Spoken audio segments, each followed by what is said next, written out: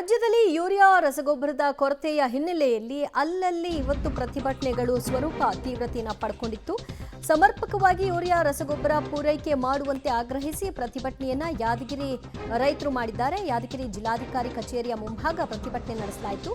ಸಮರ್ಪಕ ಯೂರಿಯಾ ಗೊಬ್ಬರ ಪೂರೈಸಿ ಅಂತ ಕೂಗನ್ನ ಹಾಕಿದ್ರು. ರೈತರಿಗೆ ರಾಜ್ಯ ರೈತರ ಸಂಘ ಕೂಡ ಮತ್ತು ಹಸಿರು ಸೇನೆ ಸಾಥ್ ಕೊಟ್ಟಿದೆ. ಯೂರಿಯಾ ಗೊಬ್ಬರಕ್ಕಾಗಿ ನಡೀತಾ ಇರುವಂತಹ ಹೋರಾಟ ಇದು. ಯೂರಿಯಾಗಾಗಿ ಯಾದಗಿರಿ ಜಿಲ್ಲಾಧಿಕಾರಿ ಕಚೇರಿಯ ಮುಂಭಾಗ ರೈತ ಸಂಘಟನೆಗಳು ಪ್ರತಿಭಟನೆಯನ್ನ ನಡೆಸಿವೆ. ಯೂರಿಯಾ ಕೊಡಿ ಅನ್ನುವಂತಹ ಕೂಗು ಮತ್ತು ಸರ್ಕಾರದ ವಿರುದ್ಧ ಧಿಕ್ಕಾರದ ಕೂಗು ಕೂಡ ವ್ಯಕ್ತವಾಗಿದೆ.